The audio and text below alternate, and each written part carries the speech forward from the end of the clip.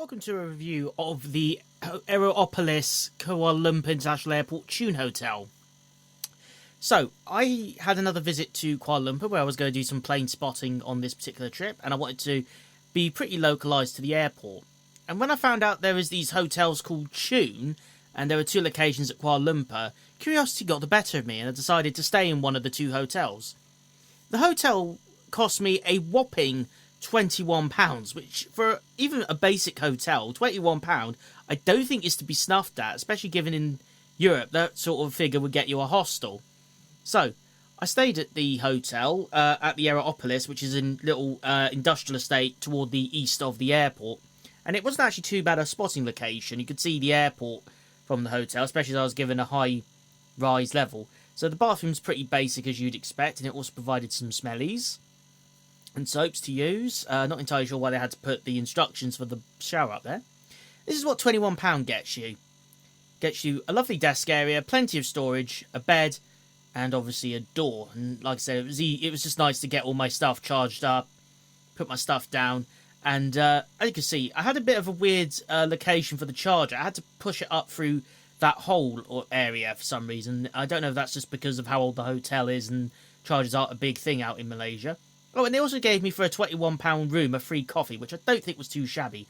I did actually enjoy a free coffee later that day. I also got dinner at the hotel.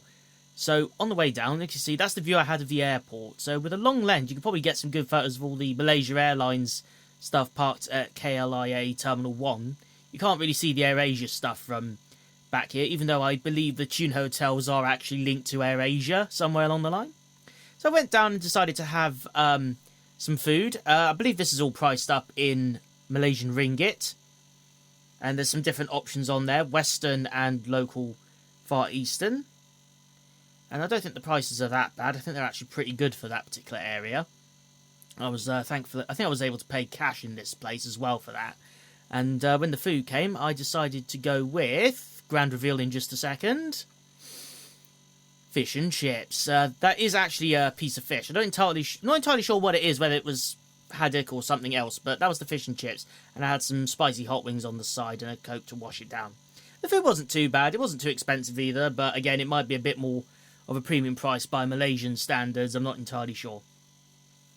So obviously everything, like I said, was pretty basic. Apart from that free coffee, everything else was basically up for purchase. So you had to come down to this little kiosk area where you could buy soft drinks, beers, crisps, sweets and ice creams. I didn't really buy anything down here. I didn't really need to on this particular trip.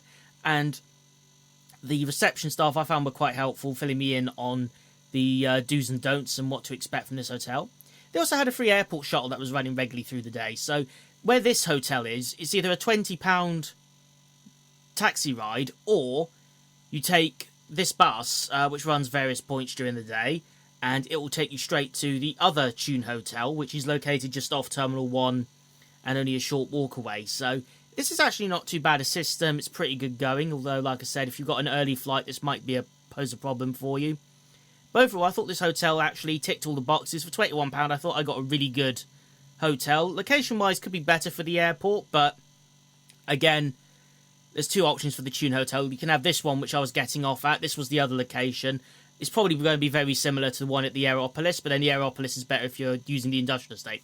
Overall, I'll give this a pretty solid 10 out of 15. It's pretty decent.